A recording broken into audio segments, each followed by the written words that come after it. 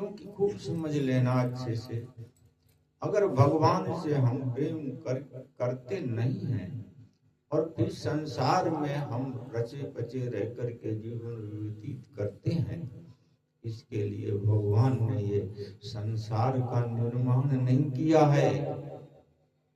भगवान ने संसार का निर्माण ही इसीलिए किया है कि हे जीव, मनुष्य शरीर जिसको भगवान ने दिया, कि भगवान का स्मरण करते हुए और फिर संसार के कार्यों को करे। बस इसीलिए भगवान ने ये मनुष्य का शरीर बनाया और कर्म प्रधानता इस शरीर की दी है। कोई भी व्यक्ति कर्म छोड़ के जी नहीं सकता है। कितना ही बीमार हो, कितना भी असाध्य हो, कर्म तो करना ही पड़ेगा, क्योंकि कर्म से ये जीव बंधा हुआ है। और भगवान से प्रेम करोगे, फिर कर्म करोगे, तो वही कर्म योग बन जाएगा।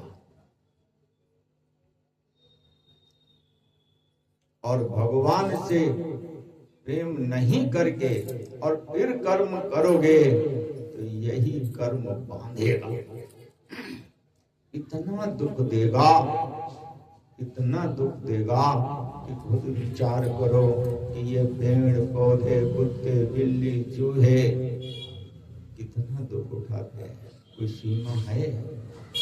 गलती सिर्फ एक ही है कि ईश्वर से प्रेम न करके संसार से प्रेम कर रहे हो, बस एक ही गलती है। और देखो, जिन्होंने प्रेम किया परमात्मा से, उनके बारे में विचार करना कि वो कहां तक पहुंच गए। तुकाराम जी थे, तुकाराम की नाड़ी बोलती थी विठल विठल विठल। तुकाराम जिस चीज को छू देते थे वो विठल विठल बोलते। क्यों?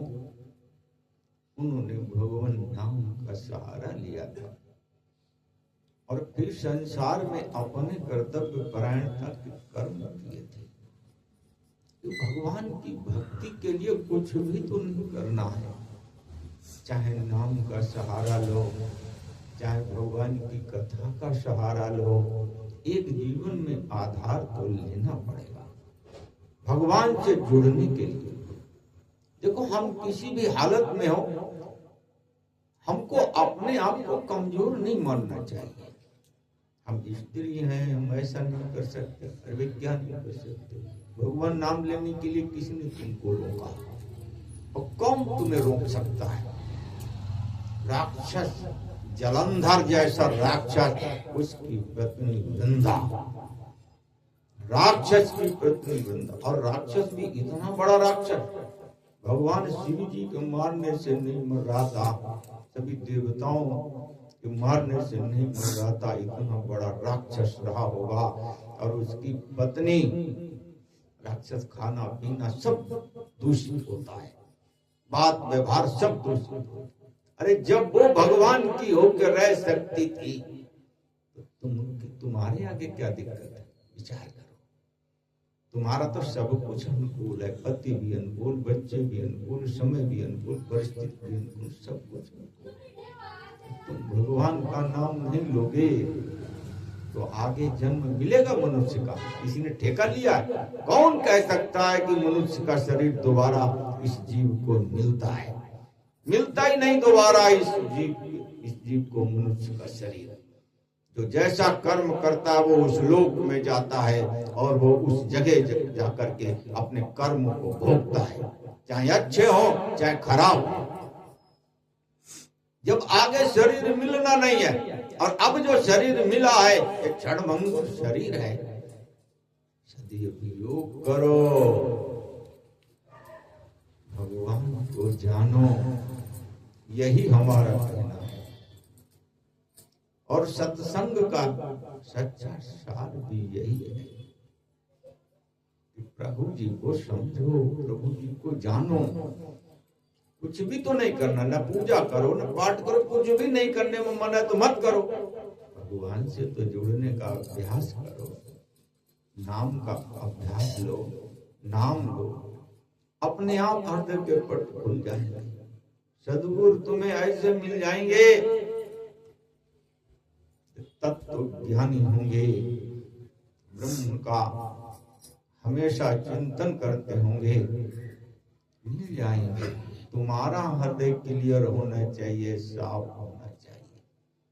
रत्नाकर ढाको जो भगवान के समान बन सकता है। वृंदा जैसी स्त्री का पति, उसके सतीत्व के बल पे उसका पति नहीं मारा जा रहा था। भगवान शिव जी, भगवान विष्णु जी से कितना बड़ा नाम लिया होगा भगवान, कितना भगवान से जुड़ी रहती होगी। इन बातों पे विचार करने के लिए समय नहीं होता है क्या? संसार में तो रचे पचे रहते हो, हमेशा एक काम दूसरा काम, इधर की बात उधर की बात। अरे इसमें विचार करो, किसी भी भक्त को लो, देखो वृंदा ने क्या किया था। इतनी दुष्ट व्यक्ति की पत्नी होने पे जो भगवान शिव जी, भगवान विष्णु जी का विरोधी, अब वो भगवान विष्णु जी की भक्ति, और उसके सामने नाम भी नहीं ले सकती थी। बताओ कितनी बड़ी परिस्थिति उसके आगे थी, लेकिन उसका एक निश्चय था कि मनुष्य शरीर द्वारा नहीं मिलेगा, मनुष्य शरीर द्वारा नहीं मिलेगा, उसका यह निश्चय था। और दूसरा निश्चय था कि मैं पंचभौतिक शरीर नहीं हूं, मैं आत्मा हूं, शुद्ध सच्चिदानंद स्वरूप हमारा है, मुझे उसमें जाना है, मुझे उसमें रहना है। ये उसका लक्ष्य था, तब यहां तक वो पहुंचे थे। मंदोदरी जब रावण मारा गया और रावण जब पड़ा हुआ था, तो सबसे पहले जब रावण को देखा मंदोदरी ने, चारों खाने चित पड़ा हुआ है और एक तरफ भगवान है, तो कह रही थी कि तुमने अपने अभिमान के कारण तुमने न ईश्वर को जाना न अपने स्वरूप को जाना। कहा देव गंधर्व सभी तुम्हारे वश में थे और आज तुम अनाथ की तरह पड़े हुए हो। ये मंदोदरी की स्तुति, इतना बड़ा ज्ञान था उसके पास। और उसने देखा कि रावण की जो मृत्यु हुई तो उसका तेज भगवान में समा गया था। ये भगवान की करुणा है, ये भगवान का प्रेम है, उसको समझो। इस संसार में ईश्वर के सिवाय हमारा कोई नहीं है, वही हमारा स्वरूप है, वही हमारे रोम रोम है, वही हमारे सब कुछ है। तो क्यों ना हम हमेशा उनसे जुड़ने का अभ्यास करें। हमारा मन जाए संसार में, उसको लगाओ, भगवान में लगाओ। नहीं लगता है कोई बात नहीं, नाम तो लो निरंतर। भगवान का नाम कोई भी लो, ये सभी रूप परमात्मा के हैं, चाहे सगुण रूप में लो चाहे निर्गुण रूप में लो। और मानना तो दोनों स्वरूपों को होता है भगवान के। एक छोटी सी बात को अगर हम नहीं समझ पाए तो जानते हो जो अंतिम समय आता है इस जीव का, और संस्कार से बंधे होने के कारण दुख भी आ सकता है और सुख भी आ सकता है, क्योंकि शरीर की कोई भी स्थिति इस जीव की संस्कारों से बंधी हुई है।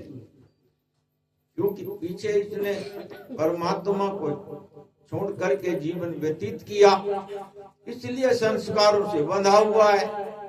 और अब भी अगर ईश्वर को छोड़ करके और इस संसार में रहोगे तो फिर बंध